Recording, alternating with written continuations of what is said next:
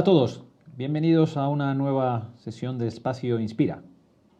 Hoy nos ha traído hasta Quito, Ecuador, donde tenemos la suerte de recibir a un deportista muy conocido, Sebastián Zucco, que tiene una historia muy interesante que contarnos. Bienvenido, Sebastián. Mucho gusto, muchas gracias.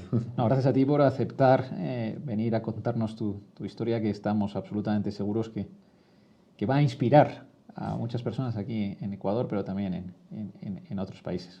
Encantado, yo feliz de la vida poder compartir mi historia y bueno, así que el mensaje, la motivación y como digo yo, la magia de esta silla que llegue a todo el mundo.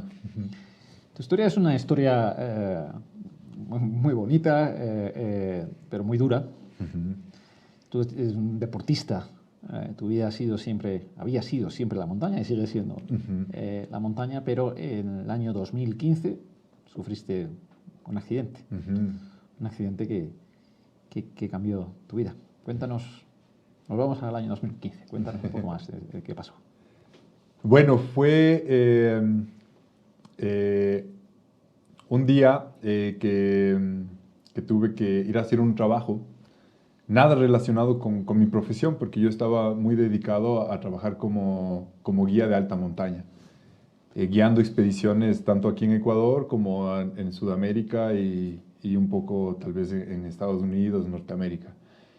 Pero justo una semana antes nació mi segunda hija, Bianca, y yo, bueno, tomando el hecho que había nacido mi hija, no quería tomar estos viajes, estas expediciones y estar fuera de casa.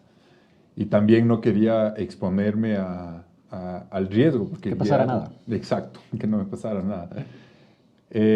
La cosa es que me insistieron mucho en que les ayude con este trabajo y que era en un sistema de cuerdas altas. Y estos sistemas de cuerdas altas se utilizan mucho justamente para las empresas, para desarrollar lo que es trabajo en equipo. Mi trabajo era fijarme que todas las personas, yo estaba responsable de que todas las personas cumplan las normas de seguridad y que cuando vayan a hacer cualquiera de los desafíos tenían que comunicarse conmigo y tenían que reportarse ante mí y yo darles el ok para que puedan hacer estos desafíos. Y bueno, esto son muchas torres que están conectadas entre sí con algún desafío. Es decir, a una altura de 12 o 15 metros hay estos desafíos que pueden ser lianas, puentes colgantes, redes. Entonces no es un desafío solo físico, sino también un desafío bastante psicológico porque estás a una altura de 15 metros que a cualquier persona le puede dar vértigo de tal. Ese día tuvimos un grupo bastante grande de alrededor de 35 personas y yo estaba viendo que todas las personas cumplan esto y todas las personas hicieron todos los desafíos y todas las 35 personas salieron del sistema. La última persona que quedaba todavía en el sistema en una de estas torres era yo. Y el último desafío para salir del sistema es saltar al vacío. Para esto estás con un arnés, estás con un casco, estás amarrado con una cuerda, la cual pasa por un anclaje muy alto y baja hasta el piso.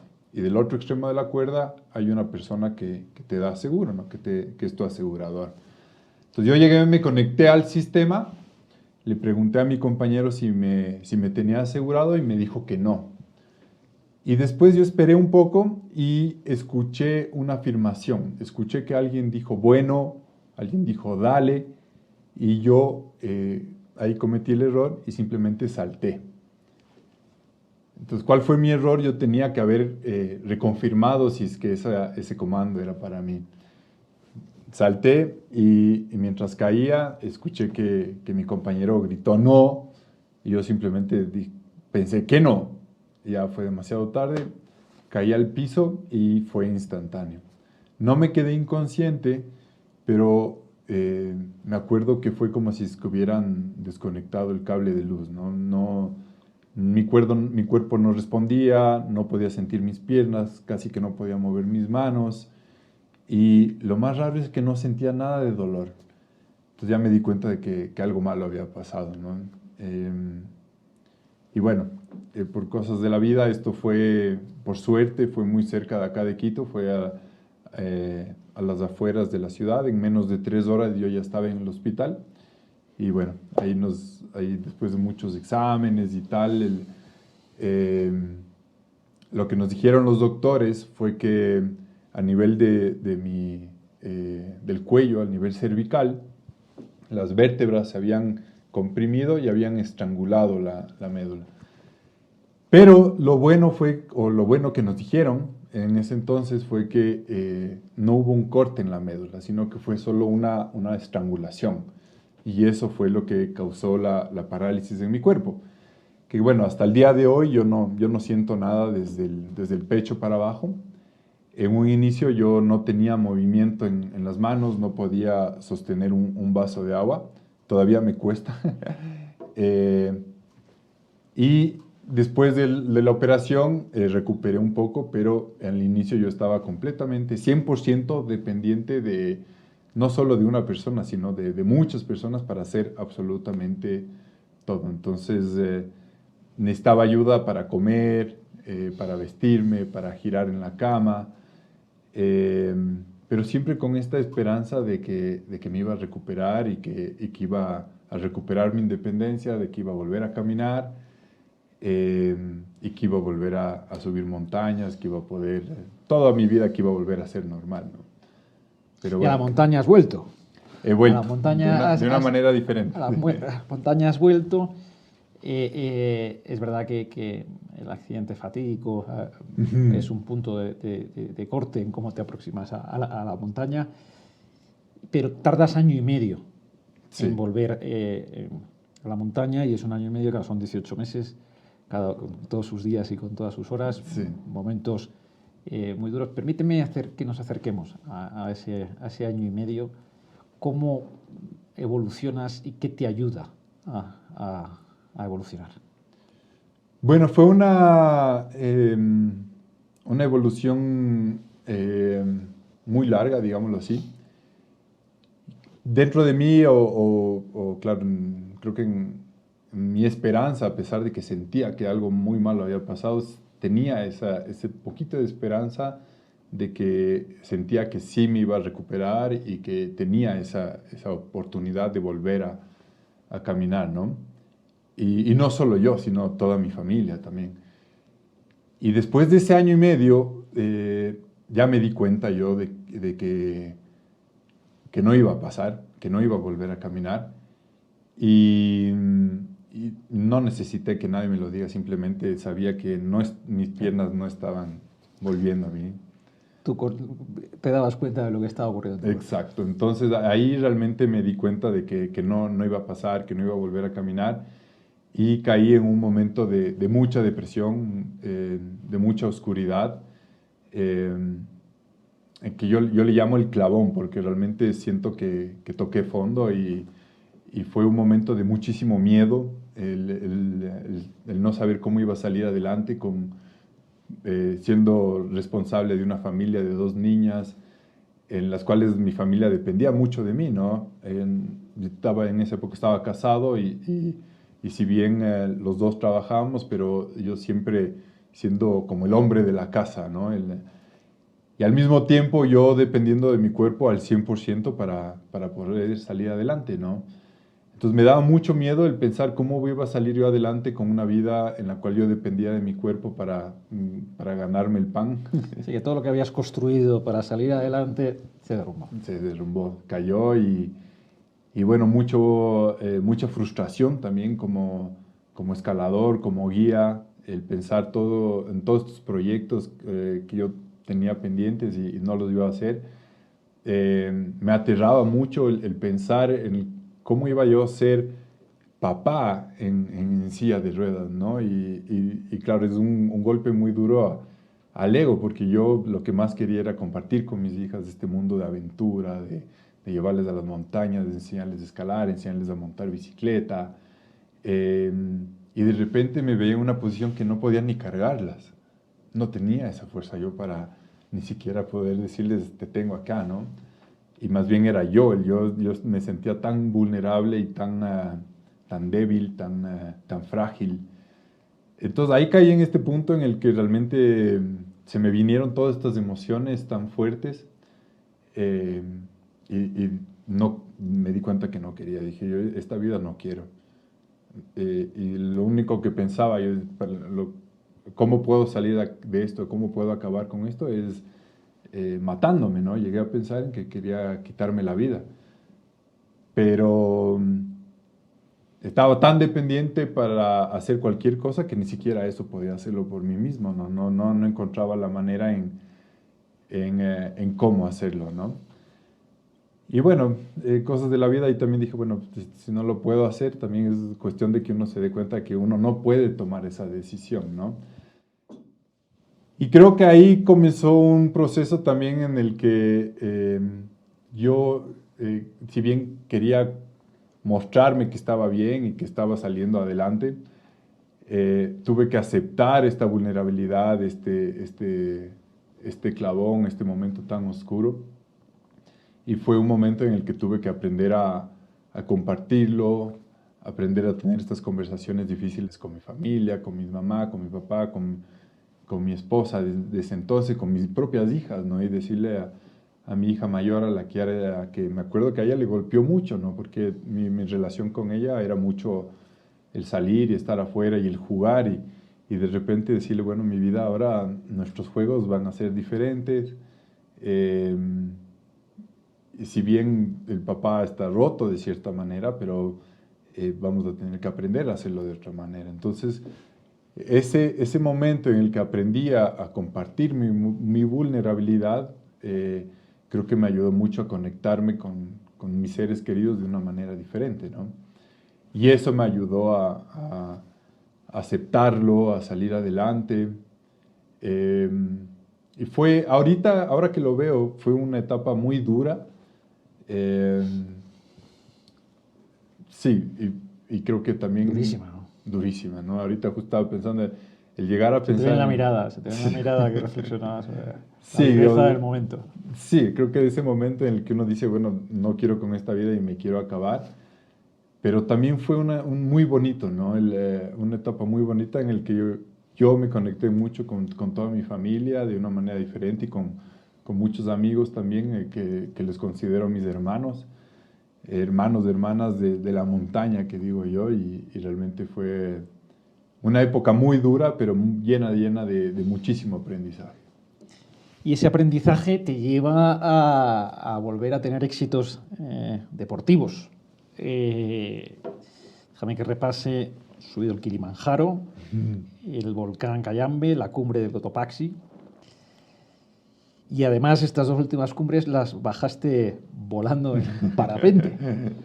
O sea, que saliste de esa situación tan terrible y ahora acumulas éxitos. ¿Qué te lleva a estos retos? ¿Por qué te mueve a llevar adelante estos retos? Y si tienes alguno en mente. Creo que ha sido el volver a conectarme conmigo mismo, el retarme a mí mismo de una manera diferente, no por querer demostrar nada a nadie, sino el hecho de volver a la naturaleza, a la montaña, a compartir esto con mis amigos, con mi familia. Eso creo que ha sido lo que me ha llevado a decir, bueno, subamos a esta montaña, pero hagámoslas en conjunto. Si bien en un momento mi reto del Kilimanjaro era tratar de hacerlo completamente solo, pero me di cuenta que sí puede ser posible, ¿no? No digo que sea imposible, pero creo que fue mucho más bonito el hacerlo en equipo, el hacerlo con este equipo de gente que me acompañó, el sentir esa conexión con la montaña y bueno, creo que cada reto me ha llevado a pensar en un nuevo reto. Yo el subir a un nevado lo veía imposible, pero cuando bajaba del Kilimanjaro me di cuenta que sí era posible, solo había que adaptar ciertas cosas en la silla o en... Para la nieve. Exacto. Cambiamos ruedas por unos esquís y lo hicimos.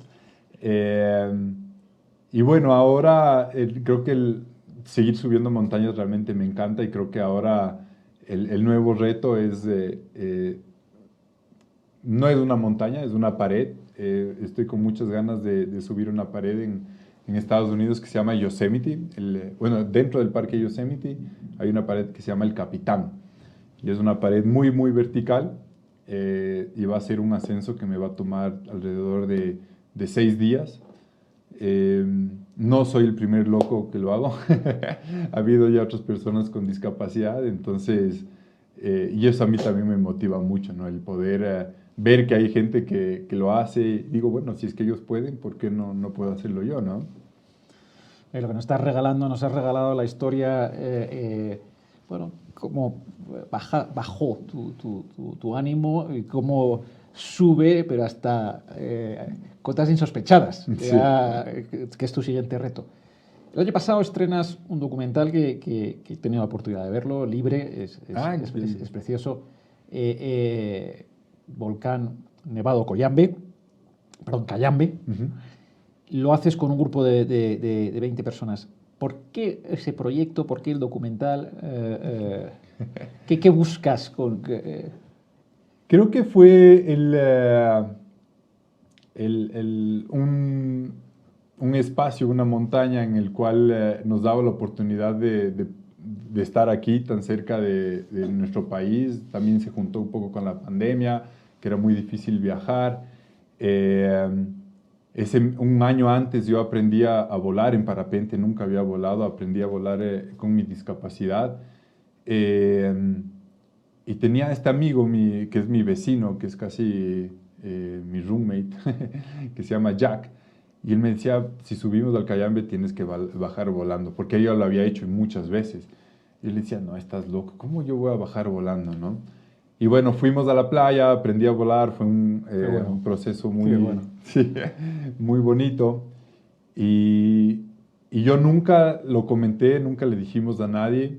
Es más, dejé el parapente en el refugio abajo, en la base de la montaña, y dije, bueno, si las condiciones están y me da este regalo de bajar volando, pues lo hacemos, ¿no? Y bueno, fue así, las condiciones fueron espectaculares y, y creo que tanto el documental como el reto dan eso, ¿no? El que podamos sentirnos libres haciendo lo que realmente nos encanta, lo que nos fascina a todos. Creo que eso es la libertad para mí, el poder estar en la montaña, muerto de frío, en un ambiente tan incómodo Tu que ambiente. es... Sí, Tu ambiente. el ambiente que es estar ahí, pero con los amigos y disfrutando mucho, viendo unos amaneceres espectaculares. Es realmente mágico ver toda esta el glaciar y la nieve que brilla. Es realmente mágico. Y después salir volando en parapente, yo todavía tengo esa imagen grabada y, y lo que me demuestra es el poder llegar ahí a la montaña, a una montaña de casi 6.000 metros, que es una locura. Y esto lo que nos demuestra es lo que podemos alcanzar cuando lo hacemos en equipo, ¿no? Y transformar esta montaña en que sea un espacio accesible para una persona con discapacidad, que a veces sales a una ciudad y no es accesible, pero es porque tal vez la sociedad te pone esas barreras. Pero cuando la sociedad está dispuesta y tiene empatía, puede transformar eso a que sea accesible y que lo pueda disfrutar cualquier persona. Has tocado un tema muy, muy interesante que quería preguntarte. Claro, tú, desgraciadamente, bueno, tienes una experiencia que estabas contando ahora de barreras, ¿no? Que seguro que cuando por primera vez te aproximabas a las montañas, pues lo veías de otros ojos, ¿no? Uh-huh. Claro, ¿qué barreras a la inclusión tú has descubierto que son las que más dirías, esta sociedad tiene que cambiar, ya sea en Ecuador o en el mundo? Y nadie como tú para poder comparar y verlo, porque esas barreras te las has encontrado. Bueno, existen un montón de barreras. Yo creo que las peores barreras son las que nos ponemos nosotros mismos en la cabeza, ¿no? Cuando creemos que no somos capaces de hacer algo. Pero esas barreras que nos pone la sociedad y nos limita, ¿no? Y yo descubrí este fabuloso mundo de de la accesibilidad justamente en España, en Barcelona, porque parte de mi terapia fue en el Instituto Goodman. Y para mí descubrir esta ciudad, que era 100%, yo creo que es de las ciudades más accesibles del mundo, pero es una ciudad en la que yo me movía completamente solo, sin nadie que me empuje, que me cargue. Usaba el transporte público, el metro, los buses, el tram. Y para mí era fantástico el no depender de un carro privado y moverme libremente, ir a museos, ir a eventos. Y ahí yo sentía que todos teníamos los mismos derechos. Pero cuando tú quitas ese factor de accesibilidad, yo me empiezo a sentir que tengo una discapacidad.